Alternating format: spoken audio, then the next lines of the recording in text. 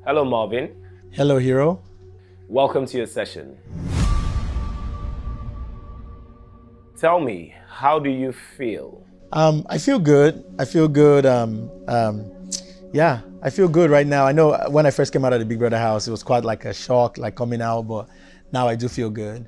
I do feel good. Okay, what was the feeling when you were evicted? Were you expecting that you would be, evicted this soon?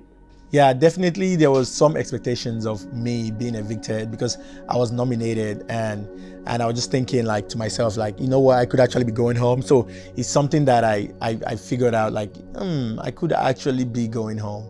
Yes, but I wasn't like 100% sure, right? Because there was other people nominated. So yeah. So yeah, that expectations was there, definitely.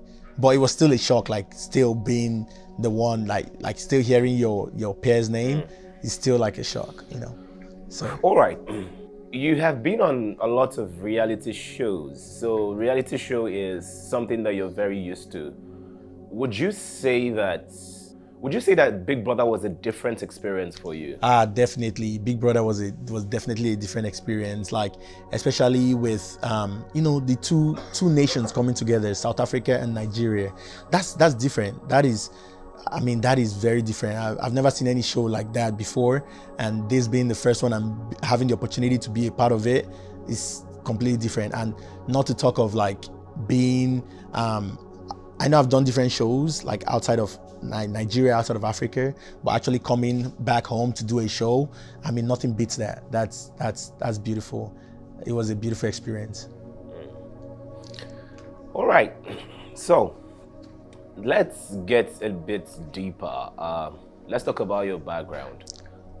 Can you tell me a bit about your family? Absolutely. So my background, it started in actually a small village there's a small village in River State called Ishopo, where basically I grew up in that village. Just grew up with not having very much. Like I said in the Big Brother house or before that, was like life was so hard. Like we were fetching our water from the stream. If you had to drink water, you have to boil it. We got like our firewood from the farm, where we had to like make fire and stuff. And I have so much respect for my mom and so grateful for her because she basically gave us that opportunity to live that life for a better life. She had a vision in her head where like she believed her children could become better. And at that age, she didn't have any education. She basically thought to herself like, I want better for my children, so how am I going to do this? And she put herself through college at that time, got her degree, and she got a job in like a civil servant job that was paying her like 20,000 naira at that time. But she believed that was enough for her to like, to change our life, to put us through school. And she did, and she put us through school. It was still difficult because like living in Nigeria, we always lived in we started with like a self-contained, and from there we moved to like a one bedroom, but it was still happy, despite like we didn't have the best life growing up. We were always happy just because we had each other, we had a family, and that was something that kept us together and kept us smiling.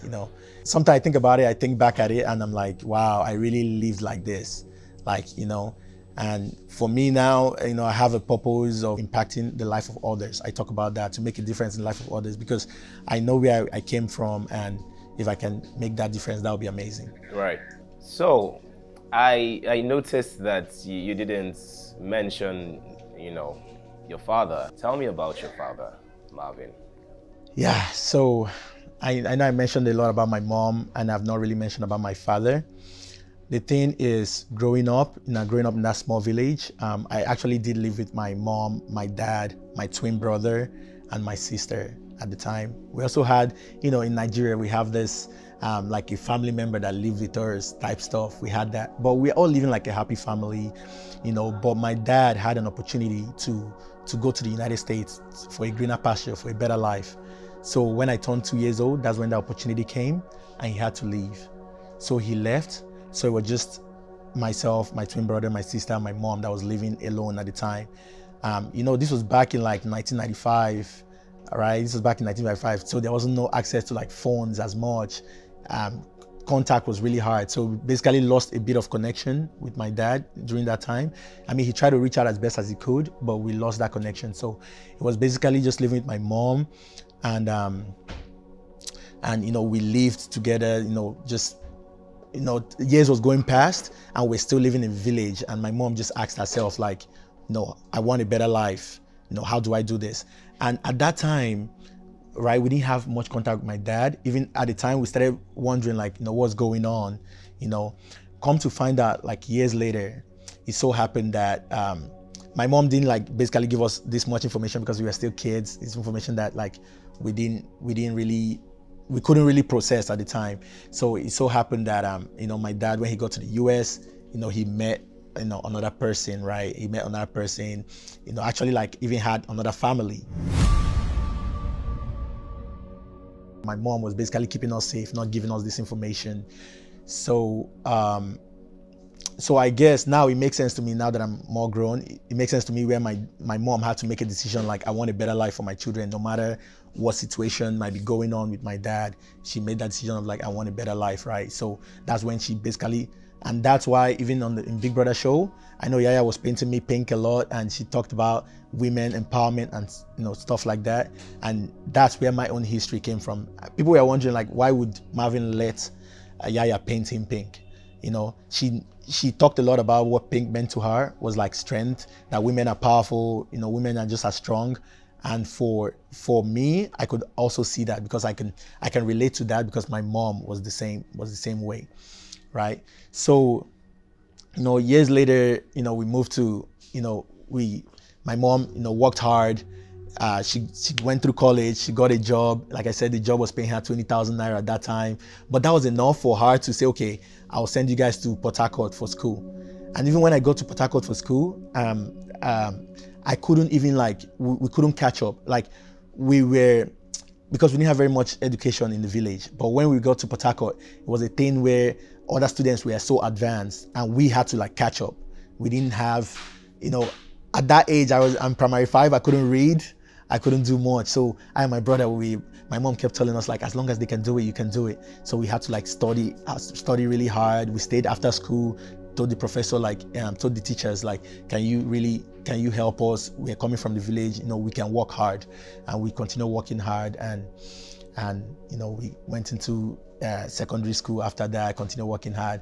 But then, while we were working hard, right, while we were as a family, we continued praying, like, because we didn't know what was going on with my dad, right?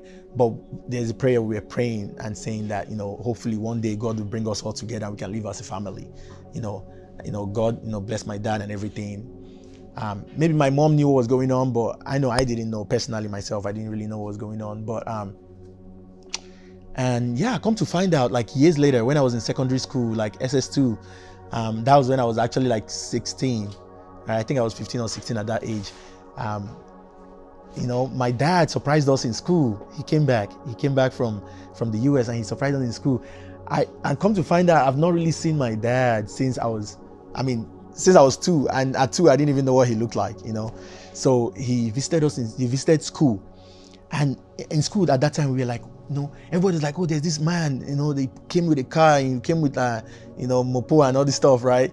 And we were like, who is this person? I was like, who is this person? Because I don't know what I saw him in pictures, but this is years later, like 16 years later, you don't know what he looks like. So, the principal, which is the rector, because I went to a seminary school, the rector came and said, get Marvin and Kevin. Then we came out and we saw, it was like, hey, Marvin, I'm your dad, like stuff like that. And I was like, oh my God, like, it was such a shock. Like, it was so crazy, like, that experience. And, and we hugged each other, and I was like, oh my God, my dad, like, I can actually, like, see my dad, it was one of those things. And then he told us, like, that he would like to bring us to the US and all that. And then, which he did. Like, later on, he started working on our paper and everything. And when I was 16, that's when I relocated to the US to join my dad. Wow. And even in the US, when we got to the US, there was a whole different dynamic going on there too. It was like a whole different story, because life was also hard in the US for us. Life was also hard, and the dynamic of not living with my dad for 16 years, and when I got to the US, it almost felt like we were strangers. So there was a whole different dynamic where later on we were actually homeless in the US. Okay, we'll definitely.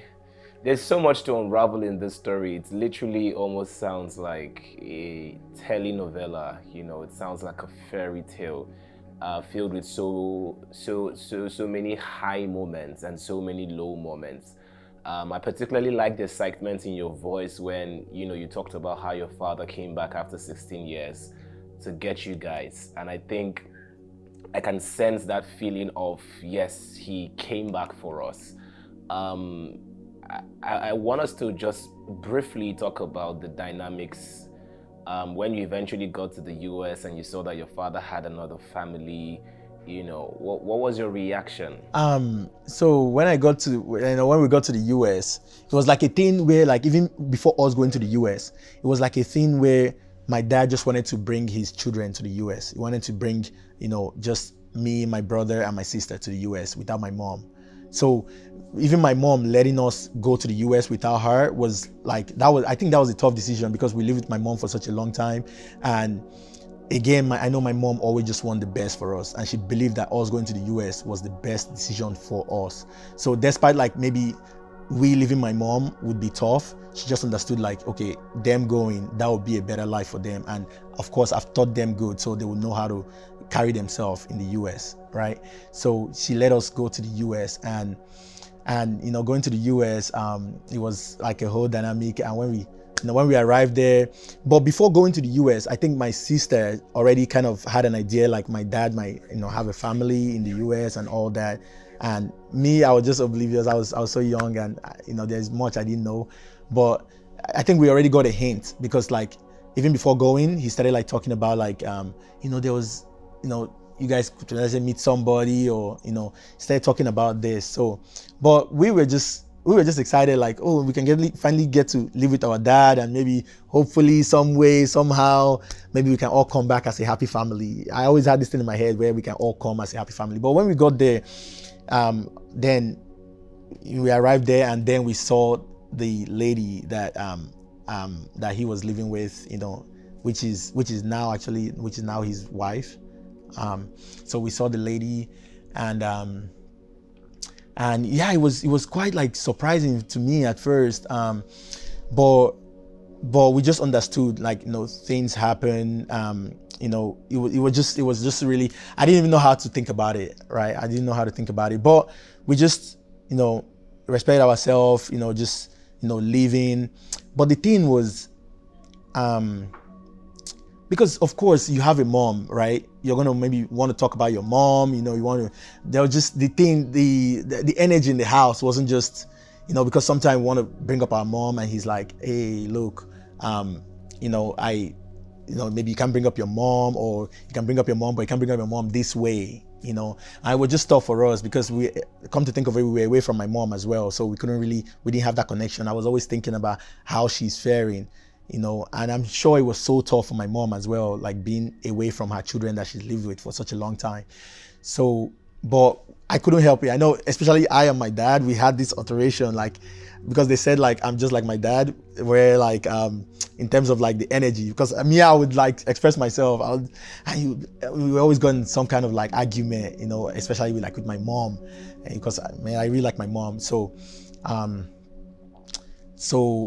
I know one time we actually got in an argument where he was like, you know what, Marvin, like, you're gonna leave the house, right? I'm gonna get you out. And he actually kicked me out that night. I had to sleep in the car, and my sister had to come,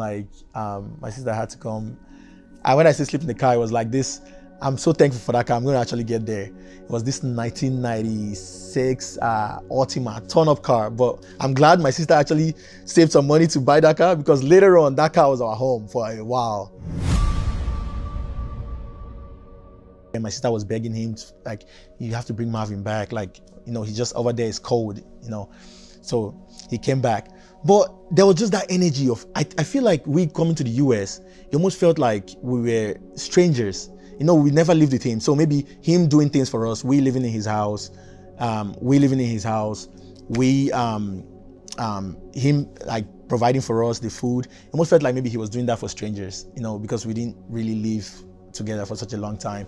So maybe I understand his own point of view, but that thing wasn't there. So it so happened that, later on, like, as years went by, we actually lived with him. I think maximum was like a year, I think, where this was all happening in the span of like a year, actually, a year and a half, something like that.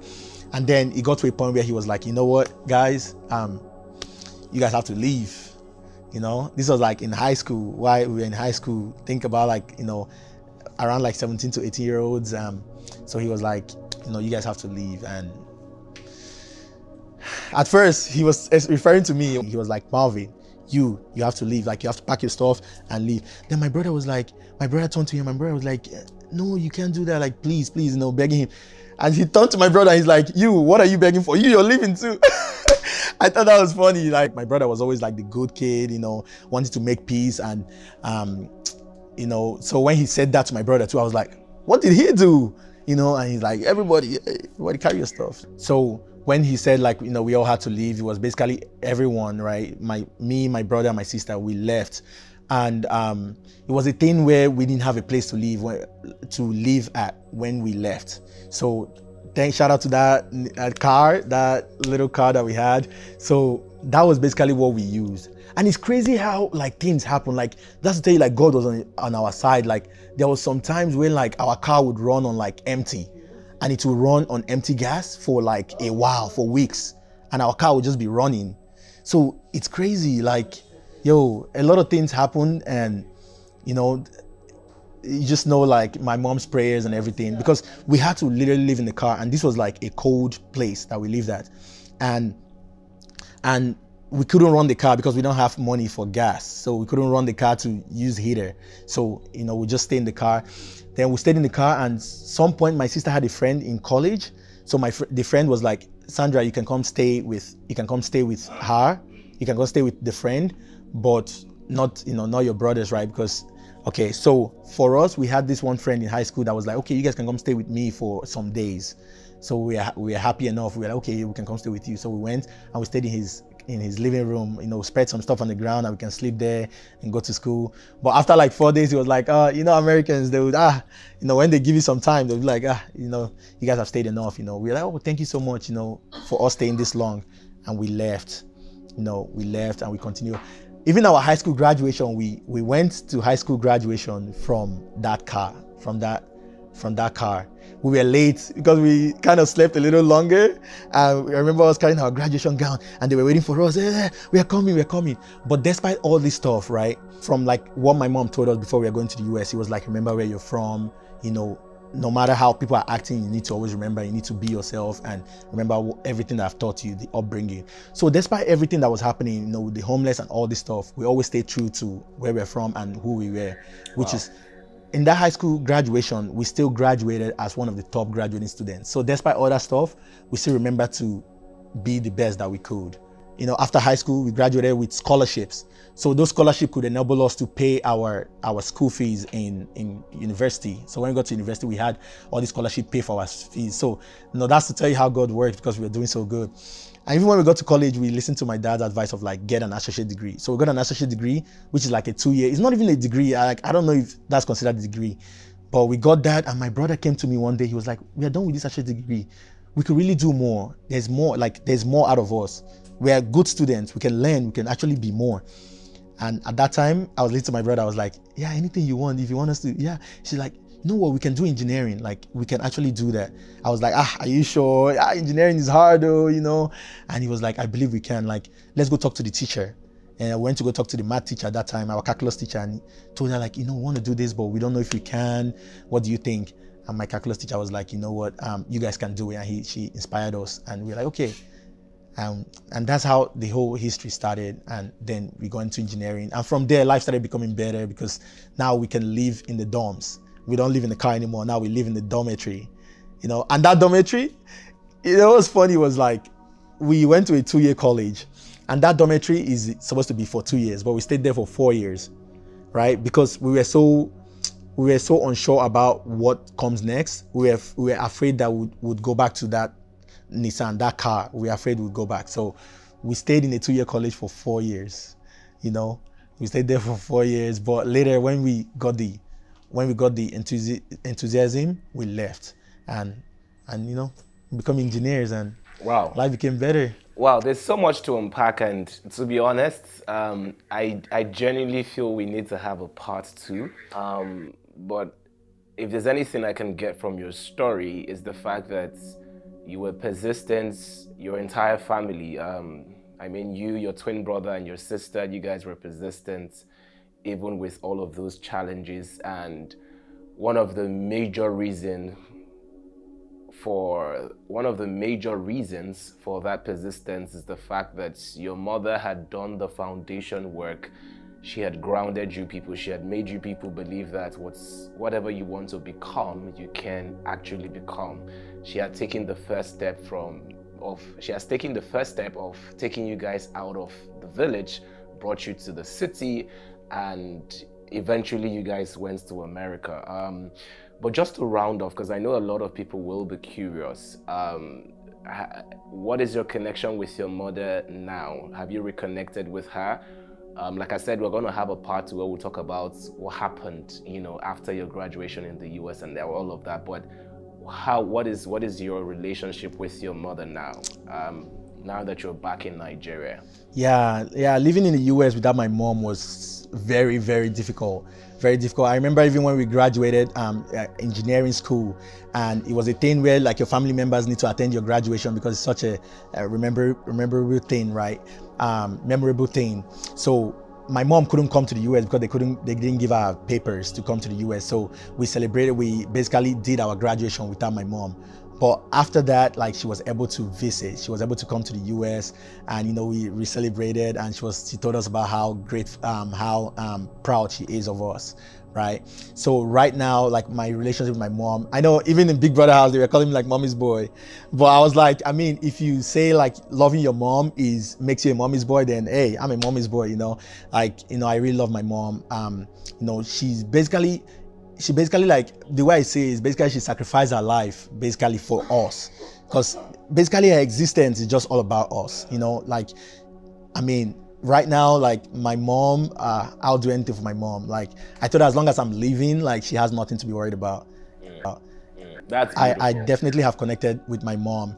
Like, right now, she's the one that got me into Big Brother title. She's the one that told me about Big Brother and everything. Like, and that's how I actually got in here. Like, my relationship with my mom is very, very good. And now she's actually like, she does live in Nigeria at that time, but now she's actually like American as well, because I was like, the first thing that I'm gonna do once I get my engineering, because to file a paper for like someone, you have to actually have a good job and stuff. So I was like, once I get my engineering degree and I'm making a good amount of money, first thing I'm doing is to file for my mom. So that's the first thing I did. Like now my mom is actually like both American and Nigerian like myself. So yeah. So actually now she's in Nigeria, but she goes like back and forth, because she really loves Nigeria as well. She's big on Nigeria. Okay. Yeah, so she does go back and forth. And I'm grateful like we can all reconnect now. And even my sister I have a niece now. Like, we are just one big happy family. Like, my family is lovely. Yeah. All right, Marvin. Thank you so much for speaking with me. We're definitely going to do a part two. So we'll talk about, your current relationship with your dad, and, how you were able to smoothen things out if you have done that. But for now, thank you so much for talking with me. And I can't wait to speak to you soon. Thank you so much, Hero. Thank you so much. This is I think this is actually the first time I'm actually like talking like about my family background. Like, I think I've talked about it, but not this in depth. So definitely, I really appreciate your time, and you being able to ask these questions. I really appreciate it, and me being able to like talk about like my background and upbringing as well. Thank you. Thank you, Marvin, and never forget, you're an absolute superstar. You shine wherever you find yourself in, and it is no coincidence that every single reality show that you've ever applied for, you got in, or most of it. And that is because when people see you, they have a natural affiliation, they have a natural affinity. You have a very lovable personality, and it's so easy for people to get drawn into you. So just keep being you, keep being kind, keep being humble, and the sky is just your starting point. Thank you. Thank Thank you. you so much. Thanks. You're welcome. Hey guys, I just finished my session with Hero Daniels, and this session was different, right? Because I believe this is the first time I'm ever like really going in depth about like my background and upbringing, right? So this is a good session, and you guys let me know what you guys think about this. And of course, I'm going to be talking more. You guys are going to be learning more about me, like moving forward, on my social medias, right? You can find me on social media: Instagram, TikTok, YouTube, Twitter. All those social media. My handle is Marvin Achi. Marvin Achi, MarvinAchi. I'm always saying Marvin because I'm used to like the American, the way they call me, but it's Marvin, huh? Marvin, no difference. So Marvin Achi on all social media platform. And I want to give a special thanks, right, to my supporters over at Big Brother Titans. Like the Marvels, shout out to each and every one of you. You guys have been so supportive throughout this journey, and you guys are still supportive, all right? Because we are one, like I'm saying. I know Big Brother is over, but moving forward, we are still the Marvels. So thank you guys so much for supporting me throughout this journey. It wouldn't be the same without each and every one of you. So thank you so much. And make sure you follow me on social medias because I'm going to be talking more about the next step, okay? And also I'm going to be talking about like my businesses and everything else that's coming after this: the business, the fitness, the modeling, the acting, all that stuff. I'll be talking about it. Thank you guys so much for watching, and until next time, peace.